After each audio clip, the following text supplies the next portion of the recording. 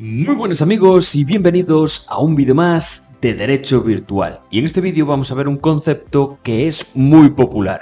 Lo estamos constantemente viendo en las películas, viendo en los programas de televisión, viendo en los periódicos y pertenece a la cultura popular, que es la presunción de inocencia. Más o menos tenemos todos claro lo que significa, pero seguramente no lo sepas en conciencia el término. No lo sabrías definir y también más o menos determinar su alcance.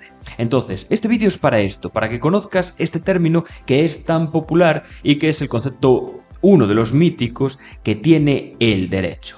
Si eres estudiante de derecho, si eres opositor o si solamente eres un amante del derecho, estás en el canal adecuado, en Derecho Virtual. Porque en este canal estamos constantemente explicando derecho de esta manera, como vas a ver en este vídeo, a través de dibujos animados y con ejemplos muy claros, para que cojamos un término que a priori puede ser difícil, puede ser aburrido, y que al final, de forma divertida, lo acabes entendiendo, lo acabes comprendiendo y al final te quede para toda la vida.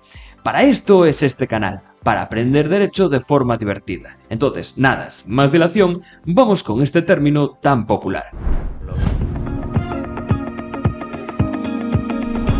En primer lugar, cabe señalar que, en un sistema acusatorio como el nuestro, entra en escena el derecho fundamental a la presunción de inocencia, según el cual, mientras no se pruebe la culpabilidad, una persona es inocente de los delitos que se le atribuyen.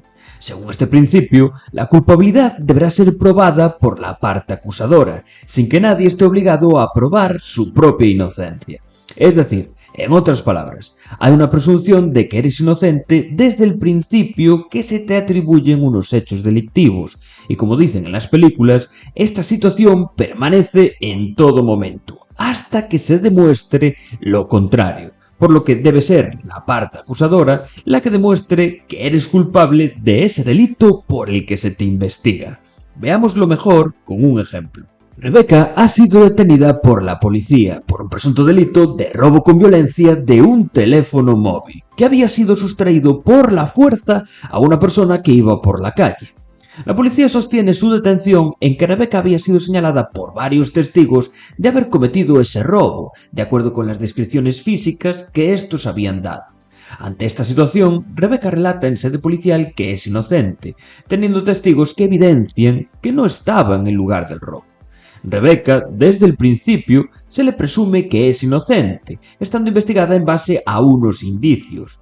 Lo único que tiene la acusación en su contra es que la perjudicada por el delito, la víctima, tiene una descripción semejante a la de Rebeca, pero como no han encontrado el cuerpo del delito, es decir, el móvil sustraído con violencia, entre sus pertenencias no hay más prueba de cargo en su contra. De acuerdo con este principio de presunción de inocencia, Rebeca no tiene que probar su inocencia, debe ser la acusación la que demuestre su culpabilidad y relación en los hechos delictivos, y si las pruebas evidencian su implicación en los hechos, se podría desvirtuar la presunción de ser inocente, con la correspondiente condena que interponga el juez. Veamos los elementos más característicos de este principio, características de la presunción de inocencia. La presunción de inocencia supone un derecho fundamental que se consagra en el artículo 24.2 in fine de la Constitución española, según el cual todos tienen derecho a la presunción de inocencia. Asimismo, la legislación internacional recoge también este derecho, en la Declaración Universal de los Derechos del Hombre o el Convenio Europeo de Derechos Humanos. Es un derecho y principio fundamental, que se asienta sobre dos ideas esenciales. Por un lado, se relaciona con el principio de libre valoración de la prueba en el proceso penal, que corresponde a los jueces y tribunales, y que permite sustentar la acusación en base a los actos de prueba propuestos por las acusaciones, para así poder desvirtuar o no la presunción de inocencia. Esto implica que la actividad probatoria debe ser suficiente y certera para demostrar que se ha cometido en la persona investigada ese hecho punible que se le atribuye. Mientras que, por otro lado, toda persona investigada, antes denominado imputada, se presume que es inocente desde el principio y lo seguirá siendo hasta que sea definitivamente condenada. Todo ello en un proceso contradictorio y probatorio donde es la parte acusadora la que se encarga de probar y sostener la acusación. Por otro lado, será el tribunal el que, a la luz de las pruebas de cargo hechas por la acusación, manifieste si tiene la convicción suficiente y certera de que esa persona investigada ha cometido esos hechos punibles, sin dar lugar a dudas razonables y motivando su fallo. Pues, en caso contrario, si no se despejan todas las dudas, no sería posible desvirtuar la presunción de inocencia y la persona investigada sería declarada absuelta. Asimismo, y derivado del principio de presunción de inocencia, tenemos el principio in dubio pro reo, que ya hablamos en otro vídeo. Pero, ¿en qué se diferencia el in dubio pro reo de la presunción de inocencia? Pues vamos a verlo.